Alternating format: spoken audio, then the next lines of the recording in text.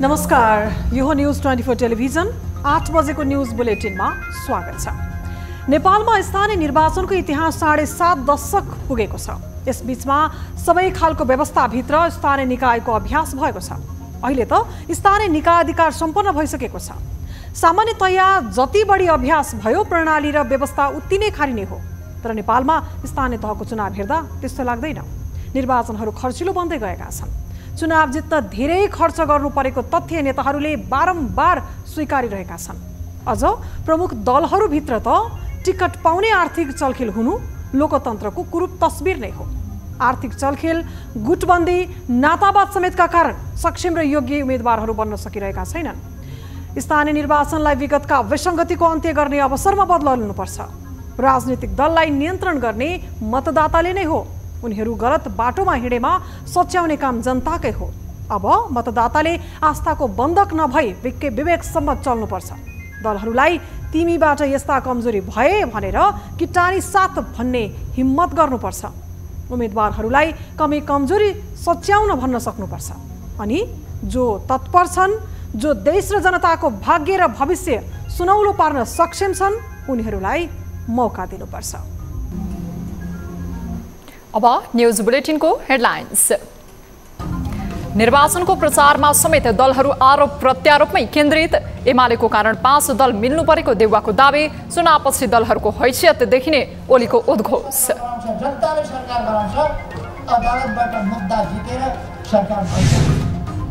स्थानीय निर्वाचनका लागि घर फर्कनेहरूको घुइँचो। विधाको उपयोग र मताधिकार प्रयोग गर्ने लक्ष्यले मतदातामा उत्साह। स्थानीय चुनावको कारणले गर्दा नि त्यही सबै एकजोडी मिलाउनु खोजे। ठुला काम गर्ने प्रतिबद्धतामा स्थानीय तहका उम्मेदवारहरूको रुचि। फितलो विगतका कारण विश्वस्त हुन सकेनन् मतदाता। जनचासोमा ध्यान दिने नेतृत्वको खोजी।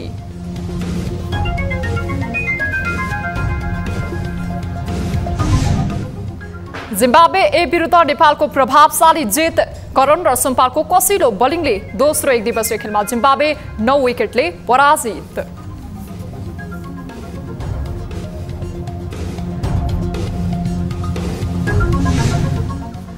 र महिलाहरूलाई थप कडा प्रावधान लाद्ने तालिबान सरकारको नीति। सार्वजनिक स्थानमा बुर्खा लगाउन दिएको आदेशले महिला स्वतन्त्रतामा अङ्कुश लागेको चर्चा।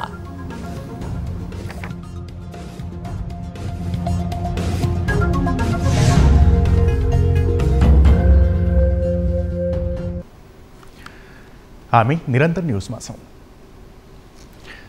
प्रधानमन्त्री शेरबहादुर देउवाले मुलुकमा अधिनायकतावादी व्यवस्था लाद्न खोजेपछि गठबन्धन गरेको दावी गरेका छन्। शनिबार जनकपुरमा आयोजित सत्तारूढ गठबन्धनको आम सभामा बोल्दै उनले गठबन्धन गर्ने निर्णय कांग्रेस महाधिवेशनबाटै भएको बताएका हुन्। यस्तै उनले तराई मधेसमा नागरिकताको समस्या रहेको बताउँदै यसलाई छिटो समाधान गर्ने आश्वासन समेत दिएका छन्। यो संसदलाई कमसेकम समयसम्म हामी बचाएर लानुपर्छ भन्ने कुरा भयो। त्यस पछाडि नेपाली काङ्ग्रेसको महाधिवेशन भयो, तपाईँलाई थाहा होला। महाधिवेशनको म्यान्डेट के हो भनेदेखिलाई यो गठबन्धनलाई टिकाउनुपर्छ। कुनै पनि हालमा गठबन्धनलाई कमजोर पार्न हुँदैन। कार्यक्रममा बोल्दै नेकपा माओवादी केन्द्रका अध्यक्ष पुष्पकमल दाहाल प्रचण्डले पनि सभामा आफ्नो धारणा राखेका थिए। उनले मधेसमा नागरिकता समस्या समाधान नहुनुको सम्पूर्ण दोष एमालेलाई दिएका छन्। नागरिकताको समस्या मधेसमा सबभन्दा चर्को समस्याको रूपमा रहेको छ र त्यो नागरिकताको समस्या समाधान गर्न हामी गठबन्धनमा धेरै पटक छलफल गर्यौं र त्यो प्रस्ताव अगाडि बढाउने कुरामा हाम्रो बीचमा कुनै विमति छैन। तर यो विषयमा सर्वोच्च अदालतले सदन चलाएर सदनमा औपचारिक वैधानिक बहस गरेर त्यो प्रक्रियाबाट निर्णय गर्ने आदेश गरेको हुनाले सदन चल्न अनिवार्य छ। जनता समाजवादी पार्टी नेपालका अध्यक्ष उपेन्द्र यादवले पनि संघीय लोकतान्त्रिक गणतन्त्रात्मक व्यवस्थाको रक्षाका लागि 5 दल एकै ठाउँमा उभिएको प्रश्न पारे। आय आवश्यक छे कि गठबंधन के स्थानीय तह के निर्वाचन में गठबंधन के जिताव के गठबंधन के जिताव के अर्थ होय छै राजनीतिक रूप से लोकतंत्र की रक्षा और स्थानीय तह के विकास। स्थानीय निर्वाचनमा तालमेल गर्ने निर्णय अनुसार गठबन्धनले चुनावी अभियानलाई तीव्रता दिएको छ। यसअघि चितवन र काठमाडौँमा संयुक्त सभा गरेको गठबन्धनले अन्य शहरहरूमा समेत कार्यक्रम गर्ने तालिका रहेको छ। नेकपा एमालेका अध्यक्ष केपी शर्मा ओलीले 5 दलीय गठबन्धन स्थानीय तहको निर्वाचनपछि सकिने दावी गरेका छन्। इटहरी उपमहानगरपालिकाको चुनावी सभालाई सम्बोधन गर्दै अध्यक्ष ओलीले स्थानीय तहको निर्वाचनपछि गठबन्धन सकिने र दलहरूको हैसियत देखिने बताएका हुन्। उनले सरकारमा बाँडीचुँडी खान नेपाली कांग्रेस र माओवादी लगायतका दलहरूले गठबन्धन गरेको आरोप लगाए। उनले गठबन्धनले समाजमा साम्प्रदायिकता फैलाउन लागि परेको आरोप समेत लगाएका छन्। गठबन्धनवाला भन्नेहरू यिनीहरू जनतालाई ठगेर जनताको आदेश होइन अन्यत्रैबाट आदेश लिएर लोकतन्त्रमा संसदले सरकार बनाउँछ, जनताले सरकार बनाउँछ, अदालतबाट मुद्दा जितेर सरकार बन्छ, अदालतबाट मुद्दा जितेर प्रधानमन्त्री बन्छ, त नेपालमा बन्यो। अध्यक्ष ओलीले नेपाली कांग्रेसको घोषणा पत्रमाथि पनि कटाक्ष गरे। स्थानीय तहको निर्वाचन नजिकैसँगै अध्यक्ष ओली देश दौडामा व्यस्त छन्। अब स्थानीय तह निर्वाचन विशेष न्यूज।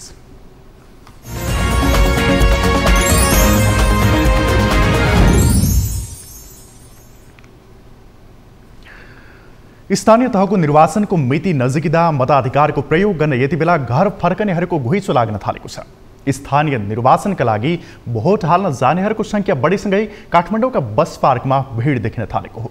आफ्नो मताधिकारको प्रयोग गर्नुहोस् या आफूले आस्था राख्ने दलका उम्मेदवारलाई जिताउन मतदाताहरू गाउँ फर्कन थालेका हुन्। एक रिपोर्ट। यही वैशाख 30 गते स्थानीय तहको निर्वाचन हुँदैछ। अबको 6 दिनपछि मतदाताले जनप्रतिनिधिको छनौट गर्ने अवसर उपयोग गर्नेछन्। राजनैतिक दलका नेता कार्यकर्ता तथा उम्मेद्वारहरू सबै महिनौदेखि गाउँघरमै चुनावी अभियान चलाइरहेका छन्। उनीहरू अहिले भोट माग्दै मतदाताको घर दैलोमै पुगेका हुन्। जति उम्मेद्वारहरूमा निर्वाचनको उत्साह छ त्यति नै मतदाताहरूमा पनि उत्साह देखिन थालेको छ। व्यक्तिगत काम विशेष, शिक्षा र रोजगारीका लागि शहरमा बस्दै आएकाहरू समेत मताधिकार प्रयोग गर्ने गरी फर्किन थालेका हुन्। चुनावी माहौल छ, 30 गते हुन गएको स्थानीय चुनाव छ, त्यसैको लागि जान लाग्यो भोट हाल्नका लागि। हजुर अघिल्लो चोटि पनि हालेको हजुर। यति बेला काठमाडौँको बस पार्कमा यात्रुहरूको ठूलो भिड देख्न पाइन्छ। चाडबाडमा घर फर्किन हतारिने गरेको जस्तै दृश्य अहिले बस पार्कमा चुनावका लागि फर्किनेहरूको कारण देखिन थालेको छ। निर्वाचन आउन केही दिन बाँकी भए पनि फुर्सद मिल्ने जति अहिले नै अवसरको उपयोग गर्न थालेका हुन्। निर्वाचनका समय बिदा पनि पाइनु भएकोले पनि अवसरको उपयोग गर्ने उनीहरूको चाहना रहेको देखिन्छ। बच्चाहरूको छुट्टी पनि भएको बेला र स्थानीय चुनावको कारणले गर्दा नि त्यही सबै एकैचोटि मिलाउनु खोजे छुट्टी र चुनाव। त्यही चुनावको स्थानीय चुनावको लागि अब भोट हाल्नु पर्यो भनेर। कोरोना कालमा थलिएको यातायात व्यवसायलाई निर्वाचनले गतिशील बनाएको छ। यात्रुहरूको चाप बढ्ने, गाडीको धमाधम बुकिङ हुने क्रमले व्यवसायीहरूमा उत्साह रहेको देखिन्छ। अहिले आउँदै गरेको चुनावले गर्दाखेरि एकदम भिडबाट भएको होइन। यो चुनावमा मान्छे उत्साहितै छन् कि अब जति नेताहरूले गरेनन्, यो पार्टीले यसो गर्यो, यो पार्टीलाई भोट हालेर के हुन्छ र भन्ने जनताको जुन थियो नि सोचाइ, तर त्यो सोध्दै पनि मान्छेहरूको चाप एकदम बढिरह, मान्छेहरू भोट हाल्न गइराख्नु भएको छ। चहलपहल धेरै बढेको छ पहिलाभन्दा। चुनावको लागि नै होला। अब सबै गाडीहरू प्याक भइसक्यो, अहिले सिट पाउन गाह्रो छ। चुनावकै चहलपहल त होला नि। यति बेला निर्वाचनकै लागि सर्वसाधारणहरू आफ्नो गाउँ थाकथलो जाने क्रम बढ्दै गएको छ। न्युज 24 टेलिभिजनका लागि क्यामेरामा कान्छा डङ्गोलका साथ टिभी जर्नलिस्ट समीर जोशी, काठमाडौँ। निर्वाचन आयोगले स्थानीय तह निर्वाचन प्रचार प्रसारको क्रममा आफ्नो बाहेक अन्य दलको झण्डा र चुनाव चिन्ह प्रयोग गरेको पाए कानुनी कारबाही हुने चेतावनी दिएको छ। स्थानीय तहका उम्मेद्वारहरूले आफूसँग सम्बन्ध नभएको राजनैतिक दलको झण्डा र चुनाव चिन्ह प्रचारका क्रममा प्रयोग गरेको उजुरी परेको निर्वाचन आयोगले विज्ञप्ति मार्फत जानकारी दिएको छ। आयोगले निर्वाचन प्रचार प्रसारको क्रममा निर्वाचन आचार संहितामा उल्लेख भएभन्दा फरक ढङ्गले झण्डा र चिन्ह प्रयोग गरी मतदातामा भ्रम सृजना नगर्न आग्रह गरेको छ।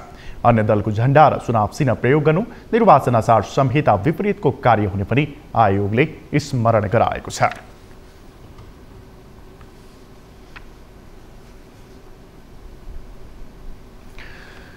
हरेक निर्वाचनबाट गतिलो नेतृत्व छान्ने अपेक्षा हुन्छ। सोही आशमा मतदाताले आफ्नो मताधिकारको प्रयोग गर्छन्। तर चुनाव अघि ठूला भाषणमा शक्ति खर्च गर्ने उम्मेद्वारहरूले निर्वाचित भएपछि फरक व्यवहार देखाउने गरेका छन्। ठूला प्रतिबद्धता पूरा नभएकोमा मात्र होइन, साना र अति आवश्यक माग समेत सम्बोधन नहुँदा मतदातामा निराशा आउँछ नै। अहिले स्थानीय निर्वाचन नजिकिँदा यही मनोविज्ञान आम मतदातामा देखिन थालेको छ। एक रिपोर्ट। विगतको तुलनामा स्थानीय तहमा अहिले थप साधन र स्रोतको सुविधा छ। अधिकार समेत थपिएका कारण स्थानीय तहसँग आम जनमानसको अपेक्षा धेरै हुन्छ। यति बेला निर्वाचन नजिकिएकाले चर्चित अनुहारदेखि राजनीतिमा सफलता पाइसकेकाहरू चुनावी मैदानमा व्यस्त छन्। तर जुन उत्साहका साथ उम्मेद्वारहरू प्रतिबद्धता गरिरहेका छन्, मतदातामा भने त्यसको खासै प्रभाव परेको देखिँदैन। मुलुक संघीय व्यवस्थामा प्रवेश गरेसँगै पहिलो पटक स्थानीय निर्वाचन हुँदा मतदातामा उत्साह थियो। उम्मेद्वारको प्रतिबद्धतामा मोनोरेलदेखि स्मार्ट सिटीसम्मको अवधारणा समेटिएकाले पनि अब केही हुन्छ कि भन्ने विश्वास फैलिएको हो। तर विगत 5 वर्षमा भए गरेका काम र जिम्मेवारी वहनमा देखिएको फितलो शैलीका कारण मतदातामा निराशा बढेको बुझ्न कठिन छैन। हामीलाई यस्तो चाहियो कि यो रुद्रमती नदी हो, यो शिरबाट बग्ने नदी यस्तो फोहोर छ, यसलाई नयाँ विचार लिएर यसलाई चाहिँ भनौँ पानीको दुःख पनि हुँदैन थियो, सरसफाइ गर्ने एउटा नयाँ योजना दिने, गुरु योजना तयार गर्न सक्ने त्यस्तो खालको जनप्रतिनिधि चाहियो हामीलाई। केही पनि भएको छैन, खालि मुखले मात्रै बोल्ने हो। 5 वर्षसम्म झुलाइदिने हो, म यो गर्छु भन्ने गर्ने काम केही पनि छैन। उपत्यकाका सबैजसो क्षेत्रमा यति बेला सडक, खानेपानी, ढल व्यवस्थापन, फोहोर मैला व्यवस्थापन नै मुख्य समस्या हुन्। तर जनप्रतिनिधिहरूले यी आधारभूत समस्यालाई समेत हाउगुजी त बनाए नै अन्य प्रतिबद्धतालाई कागजमै सीमित पार्दा समेत विश्वासको सङ्कट देखिएको हो। तर अब भने मतदाताहरू आफ्ना समस्या सुन्नेलाई चुन्नेमा दृढ देखिएका छन्। हाम्रो व्यक्तिगतको चाहिँ अवसरबाट हामी चाहिएन, तर सामूहिक कामहरूमा चाहिँ समावेश भई उसले होइन त्यो विचार मन भएकाहरूलाई चाहिँ पछ्याउने हो कि आफ्नो यत्रो वर्षमा आएको चुनावको लागि हामीले भोट दिन जरुरी छ। तर आफ्नो गाउँमा राम्रो हुनु पर्यो कि चुनावको लागि मात्रै नमस्कार गरेर आएर भएन, पछि पनि राम्रो हुनु पर्यो। त्यही हो, गाउँको लागि सबै विकास हुनु पर्यो।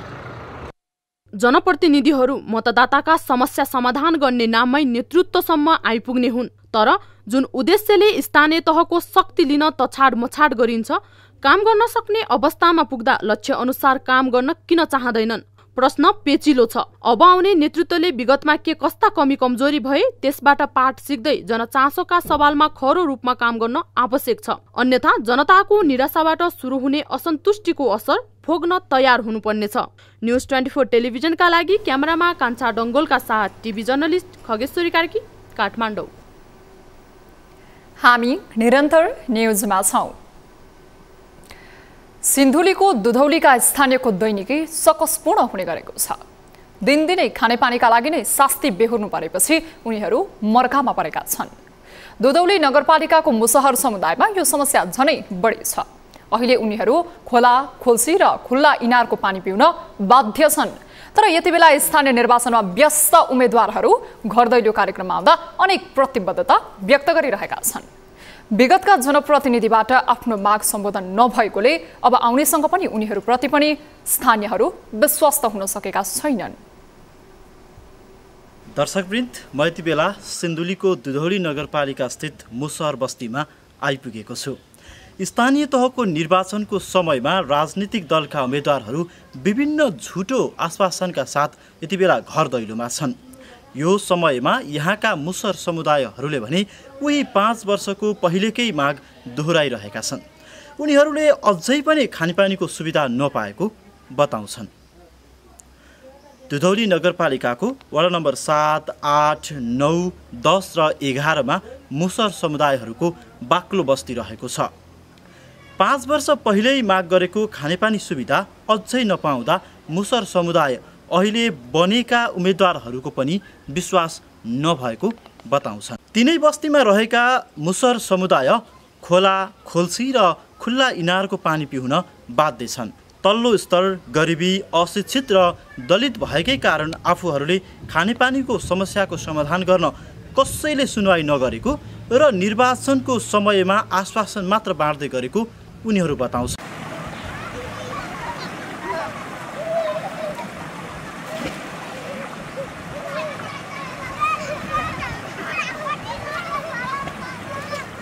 रोड बनाइदिन्छु भन्छ अनि जितिसकेपछि रोड न सोध्न पाएन शान्ति पनि दिँदैन।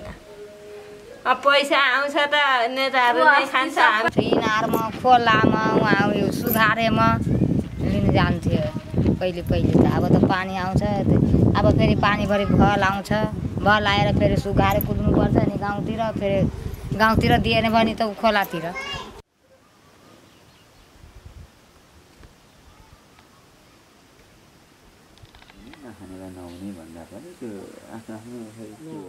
सरकारले पुर्याउनु सकेन अनि के गर्नु त? अब उतैबाट ल्याउनु पर्छ। जस्तै पानी पर्यो भने, उभानो भए पनि, वर्षा भए पनि हामीहरूको तलेबाट पानी झिकेर ल्याउनु पर्छ, खानु पर्छ। अनि के गर्नु?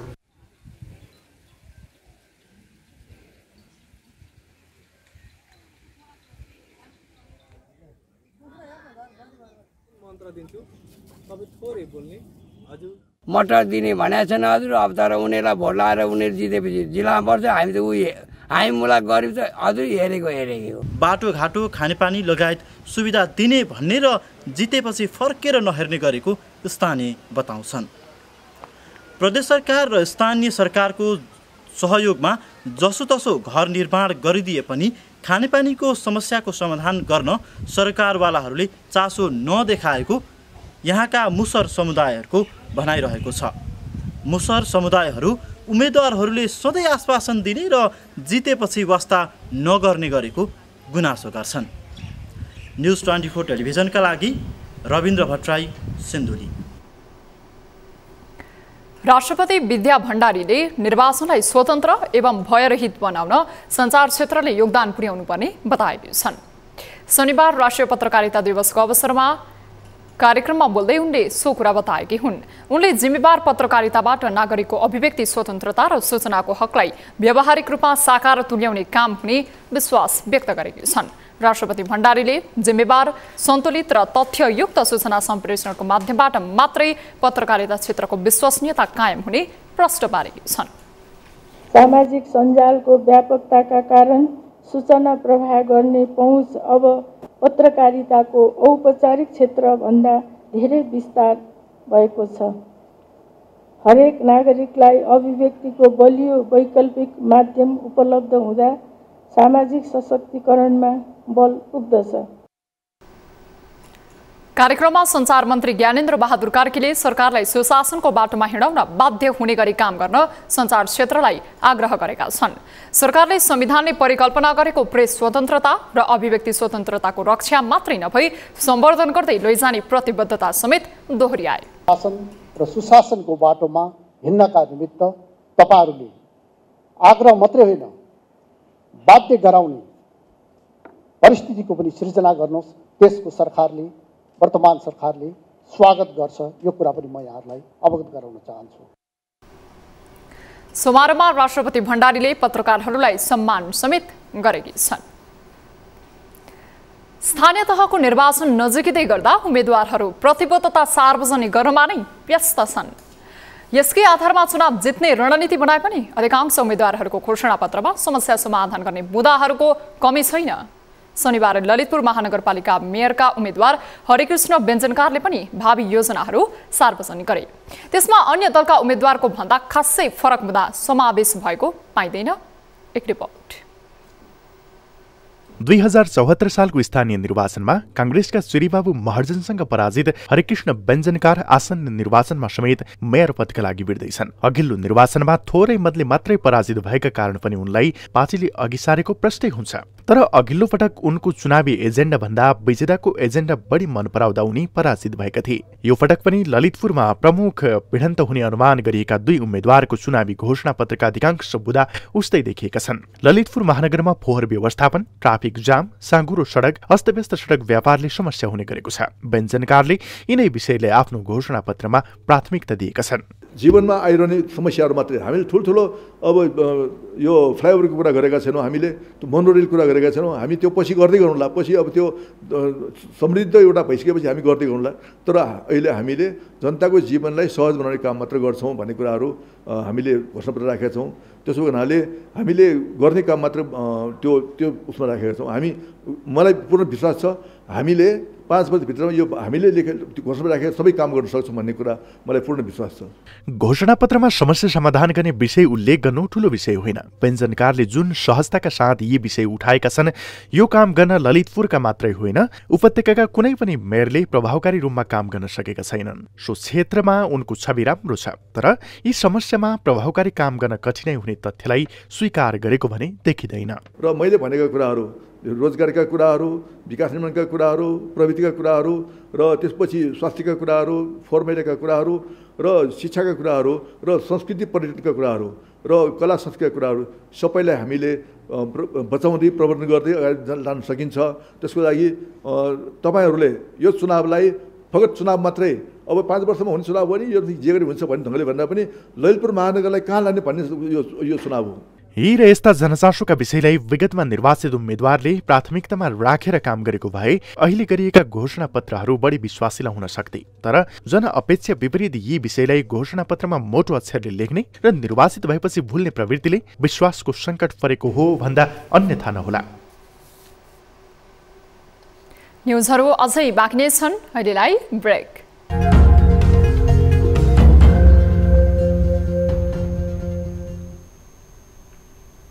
हामी निरन्तर न्युजमा छौँ। मुलुकमा यति बेला आर्थिक सूचकहरूले सकारात्मक सङ्केत दिन नसकेकाले अनेक आशंका गर्न थालिएको छ। विशेष गरी दक्षिण एसियाली मुलुक श्रीलङ्काको आर्थिक सङ्कटका आयामहरूबारे निरन्तर सूचना प्रवाह हुनुले पनि यस्तो अवस्था आएको हो। तर विज्ञहरूले नेपाल र श्रीलङ्काको अवस्था तुलना नै गर्न नमिल्ने भए पनि अवस्था थप बिग्रन नदिन सुझाव दिइरहेका छन्। तर सरकारले ती सुझावलाई ग्रहण नगरेकाले अवस्था बिग्रन्छ कि भन्नेमा आम चासो बढिरहेको छ। एक रिपोर्ट। कोरोना महामारीको प्रकोप र आर्थिक शिथिलताको चरणबाट जसोतसो राहत पाए पनि नेपाली अर्थतन्त्रमा अहिले समस्याको चाङ नै छ। विशेष गरी अन्त्यहीन जस्तो देखिएको तरलता अभाव, पुँजीगत खर्च गर्न नसक्ने कमजोरी, सुधारका कदम चाल्ने ज्ञानको अभाव जस्ता कारणले अर्थतन्त्रमा अवरोध आएको हो। मुलुकको आर्थिक व्यवस्थामा उतार चढाव आउनु स्वाभाविक भए पनि अहिलेको समस्या हल्का रूपमा लिन नसकिने खालको छ। तर सरकारी तौरबाट यसलाई समाधान गर्नको लागि कदम चालेको भनिए पनि यस्ता गतिविधि प्रभावकारी नहुँदा सङ्कटले नयाँ स्वरूप नै धारण गर्छ कि भन्ने प्रश्न पेचिलो छ। तर यही बीच गरिएका केही अतिरञ्जित विश्लेषणले आम जनमानसमा त्रासको वातावरण सिर्जना गरेको बुझ्न कठिन छैन। श्रीलङ्कामा देखिएको आर्थिक सङ्कटलाई नेपालको अवस्थासँग जोड्ने काम हुनुलाई विज्ञले समेत गलत कदमको रूपमा व्याख्या गरेका छन्। इन्डस्ट्रीको च्यालेन्जेस जुन छ त्यो जबसम्म हामी सल्भ गर्दैनौँ तबसम्म हामी यही बाटोमा गइरहेको छौँ। हामी जहिले पनि राजस्वमुखी सरकार भयो, measure our success by how much revenue we raise. The government staff, the finance ministry has been doing that. Till the time that is the parameter, it is just not this is going to continue. You say continue the Nepal र श्रीलङ्काको अर्थव्यवस्था र नीतिमा कुनै तादात्म्यता छैन। श्रीलङ्कामा कर प्रणालीमा गरिएको अव्यवहारिक परिवर्तन र कोरोना महामारीको प्रभाव जस्ता कारणले सङ्कट देखिएको हो। तर नेपालमा पनि अहिले आर्थिक सुधारका लागि चालिएका सबै कदम व्यावहारिक भने छैनन्। श्रीलङ्काको जस्तो समस्या हाम्रो हुँदै होइन, तर त्यो जुन शासकीय पाटाहरू बाछिटाहरू छन् नि, कुशासनका हाम्रो नीतिगत कच्चापनका कुराहरू चाहिँ ठ्याक्कै मिल्दो रहेछ। म एक हप्ता त्यहाँ बसेर पनि आएँ। त्यो प्रसङ्ग चाहिँ अलिकति मिल्छ र त्यसले हामीलाई अघि भुवनजीले भन्नुभयो यो एउटा हाउगुजी पनि नदेखाउँ हैन, तर कतै यो क्राइसिसलाई यो खालको भयलाई सृजनात्मक रूपमा च्यानल गर्न सकियो भने यो थाती राखिएका संरचनात्मक सुधारका एजेन्डालाई अलिकति पुष दिन मिल्छ कि भन्ने पनि छ। मुलुकको अर्थप्रणालीमा बेला बखत समस्या आउँछन्, तर अर्थतन्त्रका ती समस्या समाधान गर्ने सूत्र पनि हुन्छन्, जसको प्रयोग गर्ने विषयमा गम्भीर भए नेपालको वर्तमान अवस्था ठिक हुन कठिन छैन। तर अहिले व्यवस्था गर्ने र पछि अवस्था बिग्रेपछि कठोर कदम चाल्ने प्रवृत्ति स्वीकार्य हुन सक्दैन। सोही कारण अब ढिला नगरी सकारात्मक पहल कदमी लिनुपर्ने देखिन्छ। न्युज 24 टेलिभिजनका लागि आर्थिक ब्युरोको रिपोर्ट। प्रधानमन्त्री शेरबहादुर देउवाले गठबन्धन प्रदेश र प्रतिनिधि सभा निर्वाचनसम्म कायम रहने बताएका छन्। नेपाली कांग्रेस तनहुले शनिबार दमौलीमा आयोजना गरेको चुनावी सभालाई सम्बोधन गर्दै प्रधानमन्त्री देउवाले गठबन्धनलाई सफल बनाइने बताए। गठबन्धनलाई असफल बनाउने षड्यन्त्र भइरहेको भन्दै प्रधानमन्त्री देउवाले त्यस्ता तत्त्वलाई चुनावको मैदानमा परास्त गर्ने जिकिर गरे। यो गठबन्धन अहिले राष्ट्रिय आवश्यकता हो। तपाईहरुलाई थाहा छ, म धेरै आलोचना गर्न चाहन्न कसैको पनि, तैपनि ओलीजी यो सरकार बनाएपछि कस्तो आतंक डर त्रासको वातावरण थियो। उनीहरूलाई पत्रकार निधक लेख्न सक्दै त्यस्तो अवस्था थियो। वरिष्ठ नेता रामचन्द्र पौडेलले अस्थिरताको अन्त्य गर्दै राजनीतिक स्थिरताका लागि गठबन्धन भएको दावी गरे। उनले गठबन्धनलाई प्रगतिशील शक्तिहरूको एकताको संज्ञा पनि दिए। गठबन्धनले केपी ओलीको एक छत्र राज्यको अन्त्य गर्ने बताए। प्रतीक बनेका छन् केपी ओली। राजनीतिक केपी ओलीको माध्यमबाट केपी ओलीलाई निमित्त नायक बनाएर यो मुलुकलाई अस्थिरतातिर लैजाने कोसिस भएको छ। यो एउटा ग्रान्ड डिजाइन यहाँ चलेको छ। यो कुरा साथीहरूले बुझ्नुपर्छ। वरिष्ठ नेता पौडेलकी गृह जिल्ला रहेको तनहुमा 4 पालिकामा मात्र गठबन्धन भएको छ। उनको आफ्नै पालिका रहेको व्यास नगरपालिकामा भने गठबन्धन भएको छैन। निर्वाचन नजिकैसँगै सिन्धुपाल्चोकमा उम्मेद्वार र मतदातामा उत्साह थपिएको छ। तर मत दिने तरिकाबारे जानकारी नहुँदा कतिपय मतदाता भने मत बदर हुने चिन्ता व्यक्त गरिरहेका छन्। विगतमा निर्वाचन आयोगले घर दैलोमै पुगेर मतदाता शिक्षा दिँदै आए पनि यसपालि त्यसलाई सञ्चार माध्यम र सामाजिक सञ्जालमा सीमित पारेको छ। सञ्चार र प्रविधिको पहुँचबाट वञ्चित मतदाताहरूले मतदान गर्ने तरिकाबारे थाहा पाएका छैनन्। राजनीतिक दलहरूले पनि मतदाता शिक्षा घर दैलोसम्म पुर्याउन प्रभावकारी भूमिका खेल्न सकेका छैनन्। एक रिपोर्ट। सिन्धुपाल्चोकको सुनकोशी गाउँपालिकामा माओवादी र एमाले बीच, मेलम्चीमा कांग्रेस र राष्ट्रिय प्रजातन्त्र पार्टी बीच चुनावी तालमेल छ। पाँचपोखरी र जुगोल गाउँपालिकामा केन्द्रको नीति अनुसार 3 दल बीच गठबन्धन छ। गठबन्धन गरेका दलले मुख्य पदमा आफ्नै चुनाव चिन्ह प्रयोग गरेका कारण मतदाताले मत चिन्ह तलमाथि प्रयोग गर्नुपर्ने अवस्था छ। दलीय गठबन्धन र तालमेलका कारण 7 स्थानमा मतदान गर्दा मत चिन्ह फरक समेत रहेकाले मतदाता अलमलमा पर्ने सम्भावना छ। तर राजनैतिक दलहरूले तडक भडक सहितको चुनावी प्रचारमा जोड दिए पनि मतदाता शिक्षातर्फ ध्यान पुर्याएका छैनन्। भोट हाल्नु चाहिँ सिकाएको छैन। पहिला त हालेको छ, सकेसम्म नबिग्रिन गरेर हाल्छु भन्ने विचार छ। सब पर जान्छ अहिले बिग्रिन गयो भने हैन भन्दाखेरि मान्छेलाई चोइस गरेको मान्छे आउला भनेर भोट हाल्नु आएन भने त मजा भएन। अहिले हाल चाहिँ म 19 वर्षको भए, त्यसैले पहिलोचोटि भोट पनि हाल्दैछु। अब त्यसको लागि भोट चाहिँ कसरी हाल्ने चाहिँ मलाई जानकारी भएको छैन। एकचोटि सिकाइदिए हुन्थ्यो जस्तो लागिरहेछ। मैले इन्टरनेटमा पनि हेरेको थियो मतपत्र कस्तो हुन्छ भनेर, खासै इन्टरनेटमा पनि बुझ्न सकेन। निर्वाचन कार्यालयले भने सामाजिक सञ्जाल र सञ्चार माध्यमको प्रयोग गरेर मतदाता शिक्षा दिँदै आएको दाबी गर्छ। जानकारीमूलक पुस्तिका ब्रोसरहरू प्राप्त भएको छ र त्यो जानकारीमूलक पुस्तिका ब्रोसरलाई हामीले मतदान अधिकृत र सहायक मतदान अधिकृतहरूलाई तालिम दिँदाखेरि त्यो तालिममा हामीले उहाँहरूलाई कसरी सिकाउनुपर्छ भनेर जानकारी गराउँछौँ। अनि प्रत्येक मतदान केन्द्रमा खटिने मतदान अधिकृत र सहायक मतदान अधिकृतहरूले परिचय पत्र वितरण गर्दा, सम्बन्धित मतदाताको परिचय पत्र वितरण गर्दा र त्यो मतदान केन्द्रमा आउने मतदाताहरूलाई 28 गते र 29 गते 2 दिन उहाँहरूले चाहिँ कसरी मत सही तरिकाले सङ्केत गर्ने भनेर सिकाउनुहुन्छ। यता गठबन्धन दलले पनि मतदाता शिक्षाको लागि तयारी गरिरहेको जनाएको छ। उसले मतदाता शिक्षाको लागि नमुना मतपत्र छपाइरहेको छ। सिन्धुपाल्चोकमा अहिले 56,983 जना नयाँ मतदाता थपिएका छन्। 2074 सालको निर्वाचनमा सिन्धुपाल्चोकमा 8.9% मत बद्दर भएको थियो। चुनावी प्रतिस्पर्धामा एक मतले पनि नतिजालाई प्रभाव पार्छ। यो कुरा बुझेको राजनैतिक दलले मतदाता शिक्षामा समयमै ध्यान नपुर्याउनु दुःखद हो। न्युज 24 टेलिभिजनको लागि सिन्धुपाल्चोकबाट टिभी जर्नलिस्ट दीपक खत्रीको रिपोर्ट। हामी निरन्तर न्युजमा छौं। आगामी वैशाख 30 गते हुन लागेको स्थानीय तहको निर्वाचनका लागि मोरङमा मतपत्रको व्यवस्था भइसकेको छ। मोरङको 17 स्थानीय तह, 1 महानगरपालिका, 8वटा नगरपालिका र 8वटा गाउँपालिकाका लागि आएको मतपत्र गण्ने र रुजु गर्ने कार्य सुरु भएको छ।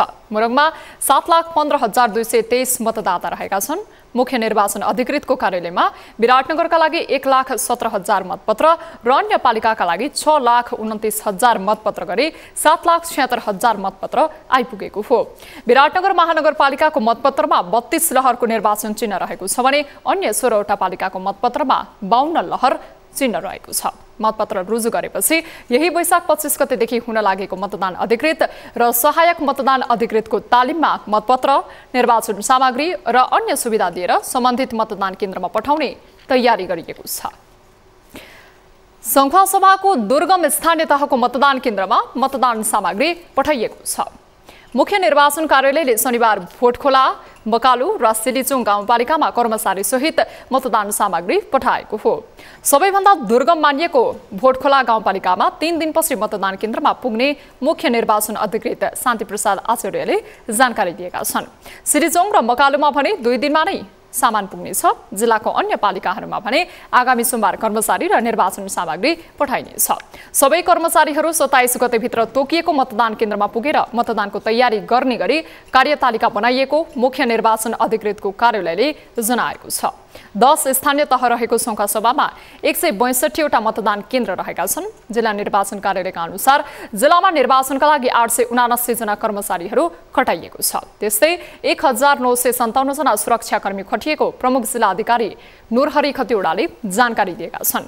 जिल्लाको 103 मतदान स्थल मध्ये 7 अति संवेदनशील, 17 संवेदनशील र 79 मतदान स्थल सामान्य रहेको छ। संखुवासभामा 1,17,731 मतदाता रहेका छन्।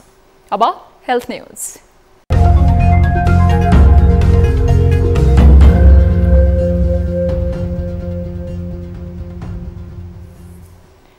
नेपालमा पछिल्लो 24 घण्टामा थप 14 जनामा कोरोना भाइरसको संक्रमण पुष्टि भएको छ। स्वास्थ्य मन्त्रालयका अनुसार पछिल्लो 24 घण्टामा कोरोनाबाट कसैको पनि मृत्यु भएको छैन।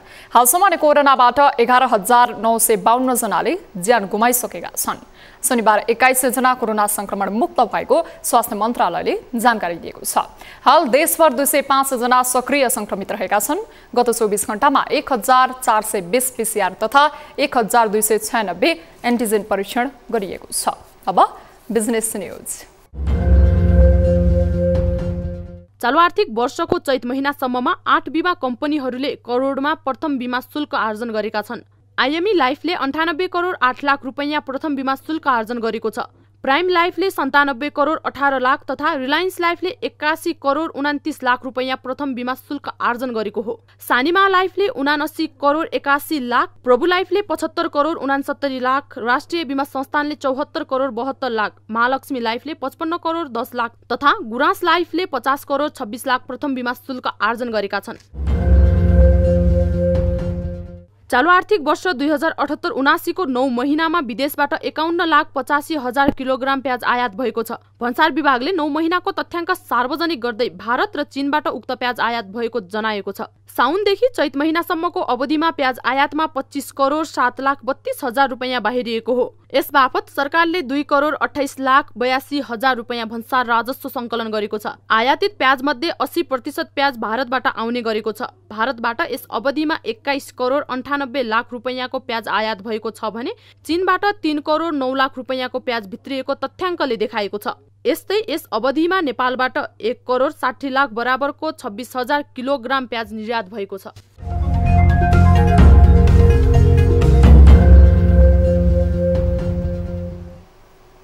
न्युजहरू अझै बाँकी नै छन्, अहिलेलाई ब्रेक।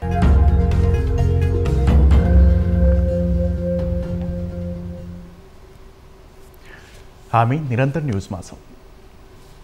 अब स्पोर्ट्स न्युज।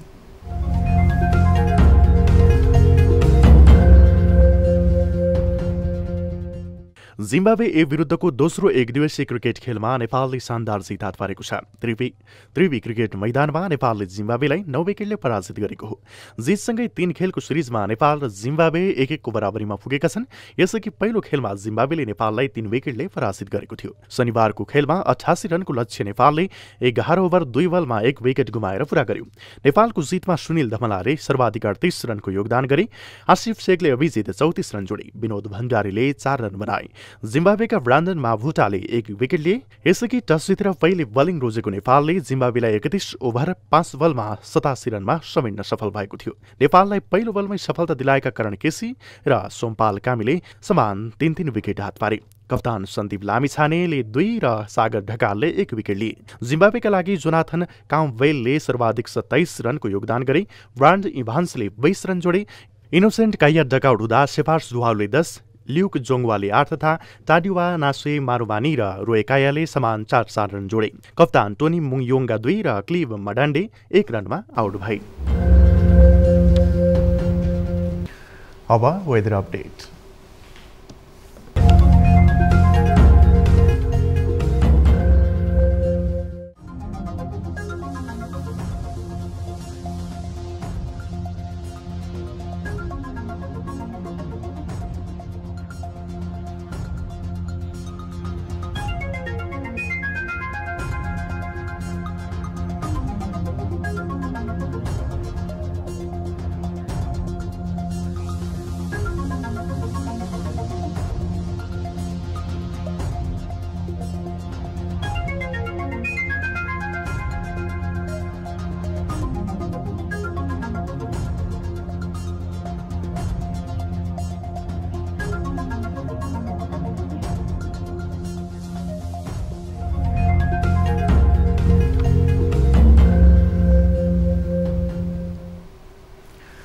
अब न्यूज बुलेटिनको अन्त्यमा पुनः हेडलाइन्स। निर्वाचनको प्रचारमा समेत दलहरू आरोप प्रत्यारोपमै केन्द्रित। एमालेका कारण 5 दल मिल्नु परेको देउबाको दावी। चुनावपछि दलहरूको हैसियत देखिने ओलीको उद्घोष।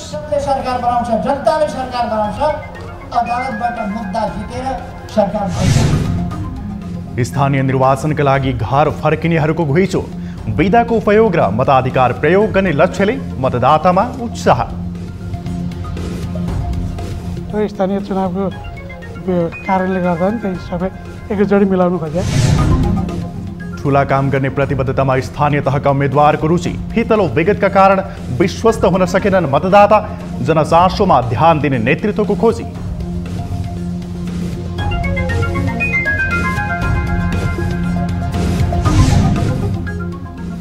जिम्बाब्वे विरुद्ध नेपालको प्रभावशाली जित। करण र सोमपालको कसिलो बलिङले दोस्रो एक दिवसीय खेलमा जिम्बाब्वे 9 विकेटले पराजित।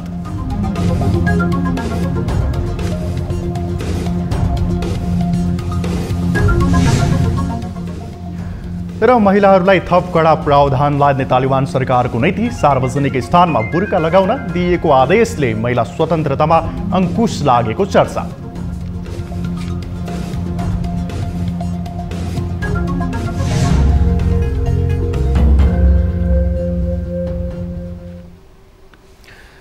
बेलुका 8 बजेको न्युज बुलेटिन अहिलेलाई यति नै। जाँदा जाँदै ताली र गालीका लागि हामीले सोधेको प्रश्न। सत्ता गठबन्धनले भरतपुरमा भरपूर शक्ति लगाउनुको कारण रेणु दाहाललाई पुनः विजय गराउने प्रयत्न मात्रै हो भन्नेले तालीमा र होइन भन्नेले गालीमा भोट गर्नुहोला। हाम्रो पात्रको एपमा गएर ताली र गालीका लागि भोट गर्न सक्नुहुनेछ। थप न्युजका लागि हाम्रो वेबसाइट www.news24nepal.com हेर्नुहोला। साथै हामीलाई फेसबुक, ट्विटर र युट्युबमा पनि फलो गर्न सक्नुहुनेछ। यस्तै मोबाइल, भाइबर र इमेलबाट 24 हेल्प डेस्कमा कुनै समस्या या गुनासो भए सम्पर्क गर्न सक्नुहुनेछ। अहिलेलाई बिदा दिनुहोस्। हामी निरन्तर न्युजमा छौँ। नमस्ते।